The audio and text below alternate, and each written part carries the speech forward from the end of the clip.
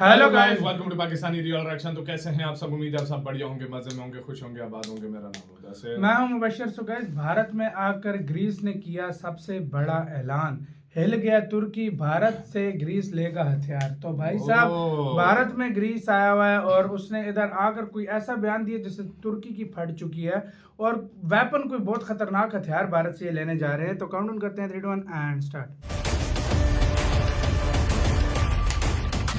कौन सा वेपन, क्या? हाँ भाई, आज एक ऐसी खबर सामने आई है जो सिर्फ एक रक्षा समझौता नहीं कहलाएगी, बल्कि ये एक भू राजनीतिक झटका है जिसने तुर्की की मीडिया से लेकर तथाकथित इस्लामिक नाटो तक को हिलाकर रख डाला है। अब जरा सोचिए, जिस भारत को कभी यूरोप केवल एक एशियाई ताकत मानता था, आज वही भारत भूमध्य सागर की सुरक्षा संरचना का हिस्सा बनने जा रहा है, और वो भी ग्रीस, साइप्रस और इजराइल जैसे देशों के साथ। सवाल बिल्कुल सीधा है, भारत ने तुर्की को कैसे चौंका दिया? चलिए जानते हैं। दरअसल नई दिल्ली में भारत और ग्रीस ने रक्षा औद्योगिक सहयोग को मजबूत करने के लिए संयुक्त मंशा घोषणा पत्र पर हस्ताक्षर किए। लेकिन ध्यान दीजिए, ये कोई साधारण समझौता नहीं है। ये अगले 5 सालों के लिए भारत ग्रीस रक्षा साझेदारी का पूरा रोड मैप है। भारत के रक्षा मंत्री राजनाथ सिंह और ग्रीस के रक्षा मंत्री के बीच मानेकशॉ सेंटर में हुई इस बैठक में एक बात बिल्कुल साफ कही गई कि भारत और ग्रीस की साझेदारी शांति, स्थिरता और आपसी सम्मान जैसे साझा मूल्यों पर आधारित है। लेकिन असली संदेश सीधे अंकारा यानी कि तुर्की को गया। इस समझौते का सबसे बड़ा टारगेट है भारत की आत्मनिर्भर भारत रक्षा नीति, ग्रीस की एजेंडा 2030 रक्षा सुधार योजना। ग्रीस अपनी सेनाओं का तेजी से आधुनिकीकरण करना चाहता है और भारत अपने स्वदेशी हथियारों को वैश्विक मंच पर स्थापित करना चाहता है। यानी दोनों की जरूरतें बिल्कुल मेल खा गई। बैठक के दौरान साल 2026 के लिए द्विपक्षीय सैन्य सहयोग योजना भी साझा किए गए। इसका मतलब साफ है, ज्यादा संयुक्त सैन्य अभ्यास, ज्यादा प्रशिक्षण कार्यक्रम, ज्यादा अधिकारी आदान प्रदान और ज्यादा नौसैनिक सहयोग। ये साझेदारी अब सिर्फ कूटनीति तक सीमित नहीं रहेगी, बल्कि जमीन और समुद्र दोनों में दिखाई भी देगी। अब आते हैं इस समझौते के सबसे रणनीतिक और संवेदनशील पहलू पर। ग्रीस ने ऐलान किया कि गुरुग्राम स्थित सूचना संलयन केंद्र हिंद महासागर क्षेत्र में अपना अंतर्राष्ट्रीय संपर्क अधिकारी तैनात करेगा। इसका सीधा मतलब है समुद्री गतिविधियों पर रियल टाइम खुफिया साझेदारी, सुरक्षा खतरों पर तत्काल समन्वय और हिंद महासागर में ग्रीस की परमानेंट रणनीतिक मौजूदगी। याद रखिए, आज ये केंद्र हिंद महासागर क्षेत्र का सबसे बड़ा समुद्री सुरक्षा हब बन चुका है। अब इसमें एक यूरोपीय नाटो देश भी शामिल हो गया है। ये भारत की समुद्री कूटनीति की बहुत बड़ी जीत है।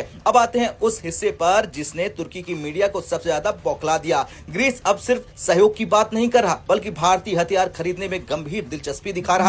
रिपोर्ट के मुताबिक भारत ने ग्रीस को अपने कुछ शीर्ष स्वदेशी युद्ध प्रणाली ऑफर किए, जैसे कि wheeled armoured platform 8x8, guided Pinaka rocket प्रणाली, माउंटेन गन सिस्टम। अब ग्रीस के लिए यह सिस्टम इसलिए अहम है क्योंकि उसे स्थलीय, द्वीपीय और समुद्री तीनों मोर्चों पर तैयार रहना है। और भारत के लिए, अगर कोई यूरोपीय नाटो देश भारतीय हथियार खरीदता है तो यह भारत की रक्षा उद्योग के लिए वैश्विक भरोसे की मुहर लग जाएगी। अब भारत केवल बंदूक और मिसाइल नहीं बेच रहा, भारत ऑफर कर रहा प्रशिक्षण, रख रखाव, पूरे जीवन चक्र का समर्थन, औद्योगिक साझेदारी, स्थायी उत्पादन के विकल्प। यही वजह है कि आज भारतीय रक्षा प्रणालियों को सस्ता नहीं बल्कि भरोसेमंद माना जा रहा है। अब आते हैं असली भू राजनीतिक ड्रामे पर। तुर्की के मीडिया में बार बार कहा जा रहा है कि भारत की मदद से ग्रीस तुर्की की घेराबंदी कर रहा। दरअसल ग्रीस एक नए सुरक्षा समूह की योजना बना रहा, भूमध्य सागर क्वाड, जिसमें शामिल होंगे ग्रीस, साइप्रस, इजराइल और भारत। इसे कहा जा रहा है 3+1 प्रारूप। अब ग्रीस को डर है कि तुर्की, पाकिस्तान और कुछ इस्लामिक देश मिलकर एक नया सैन्य गठबंधन खड़ा कर रहे हैं, जिसे एक्सपर्ट अनौपचारिक इस्लामिक नाटो कहते हैं। इसके जवाब में ग्रीस भूमध्य क्वाड के जरिए तुर्की की ब्लू हेमलैंड समुद्री रणनीति को संतुलित करना चाहता है। ग्रीस के विदेश मंत्री ने साफ कहा कि ग्रीस भारत के लिए यूरोप का प्रवेश द्वार बन सकता है। यानी भारत के लिए इसका सीधा मतलब हिंद महासागर से आगे भूमध्य सागर तक रणनीतिक पहुंच।